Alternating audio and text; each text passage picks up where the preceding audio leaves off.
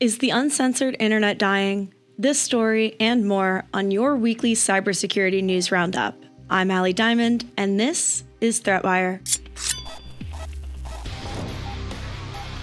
Australia has finally put into effect their age-restricted social media ban. The social media ban is a part of the social media minimum age obligation. The obligation requires companies to prevent users under the age of 16 from accessing their platforms. We originally covered this story in our September 29th episode of ThreatWire, linked below. The original list of social media outlets that were under consideration of being banned included the expected, but also the unexpected GitHub. The final list has come out of social media platforms to be banned and has been released and put into action.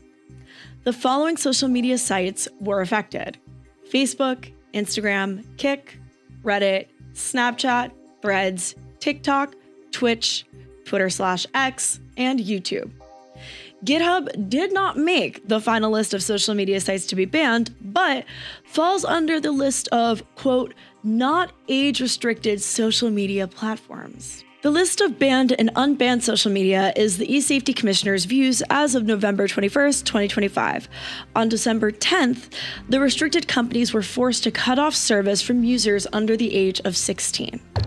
On Sunday, December 14th, 2025, a post was made to the r/hacking subreddit announcing the return of the infamous BreachForums. Allegedly, over that day, an email was sent to previous members of the website that BreachForums was back and accessible to all members. For context, BreachForums is a dark website dedicated to hacking, black hat activities, and more. The website has a history of going on and offline due to being seized by different governments, admin arrests, and other reasons. The issue is that the email came from the domain of the official French Ministry of the Interior. There is belief that this may have been spoofed, but others believe that this is an attempted honeypot that failed before it started. The fact that previous users received emails means that there was some sort of access to the user database, but those who did try to visit the website faced errors. So what do you think? Is BreachForums actually back, or did someone screw up really horribly while trying to run a honeypot? The modern instance of the free internet is coming under more and more scrutiny. Most recently, Denmark has proposed new legislation to ban the use of VPNs in order to, quote, prevent internet piracy. The bill aims to undercut what is believed to be a significant media problem form of the country. Most recently, Denmark has proposed new legislation to ban the use of VPNs in order to, quote, prevent internet piracy. The bill aims to undercut what is believed to be a significant media problem of the country. A recent survey conducted by the Danish Chamber of Commerce found that 9% of the population used a VPN specifically to access streaming media available outside of the country. If passed, the bill would go into effect July 1st, 2026, with the responsibility on the VPN providers. In a similar vein, internet providers are also moving to be under attack by U.S. Congress. This past week, a Rhode Island senator, Senator Sheldon Whitehouse, announced that he was filing a bill to repeal Section 230 from the Communications Decency Act. The Communications Decency Act is a law that went into effect in 1996 that was an attempt to add regulation to internet content. Section 230 is the highlight marquee of the bill for the protections it gives to internet providers and publishers. No provider or user of an interactive computer service shall be treated as the publisher or speaker of any information provided by another information content provider. Essentially, this means that those who write on the internet are liable for what they write, not those hosting the content or providing the services for getting the content on the internet. As a reminder, this has been announced and has not formally been proposed to any form of Congress, but both of these stories do tie in extremely well into the story we covered earlier, the banning of social media for users under 16 in Australia. ThreatWire from the beginning has been dedicated to informing you about things that are threatening your internet freedom. I think the VPN blockage usage as a target came up at a personally serendipitous time, as I just watched this great video by the YouTube channel Not General Knowledge titled Streaming Crushed Piracy, Then Brought It Back by Accident. It's a great overview of the history of piracy, great statistics about how piracy changed with the introduction of streaming platforms, and the state of internet piracy now. I've linked it below in the show notes if you want to check it out, and I really recommend checking it out. It's a really great watch. I'm curious, ThreatWire viewers, though, what are your thoughts on these oncoming regulations coming out? The aftershocks of the React 2 shell finding are still actively being combated in the wild. 3 more CVEs were found affecting React and React Native libraries.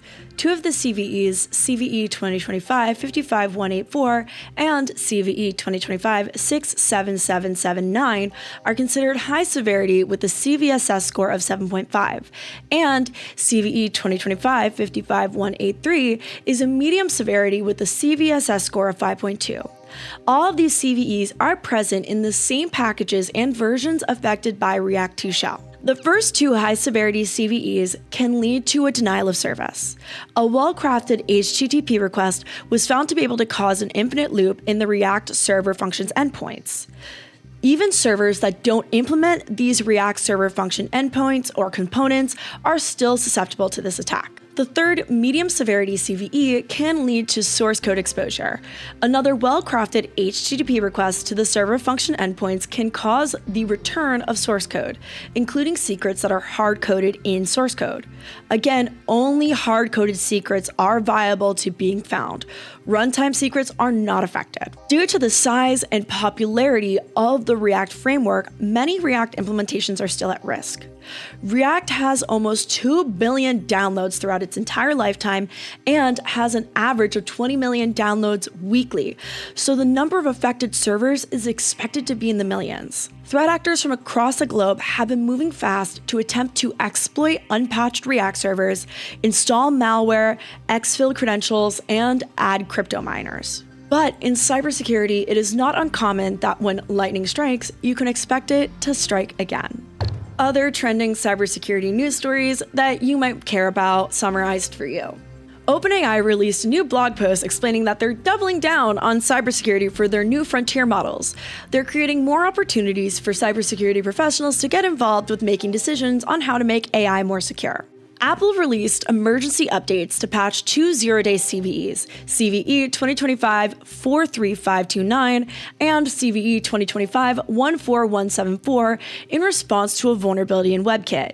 These findings were discovered by the Google Threat Analysis Group. At the same time, Google released an update to Chrome to fix a zero-day flaw related to the same findings. Thank you so much for watching ThreatWire for the week of December 15th, 2025. If you enjoyed the show, please head over to patreon.com/ThreatWire. To my Jewish viewers, happy Hanukkah. I hope you have a fabulous 8 nights. And as a reminder, please be sure to let me know your favorite cybersecurity stories from the past year, whether it's via the link below or in the comments of this video. In addition, please don't forget to subscribe so we can maybe hit 1 million before the end of the year. I'm Allie Diamond, and you can find me everywhere online at endingwithali. Good luck, have fun, and don't get caught.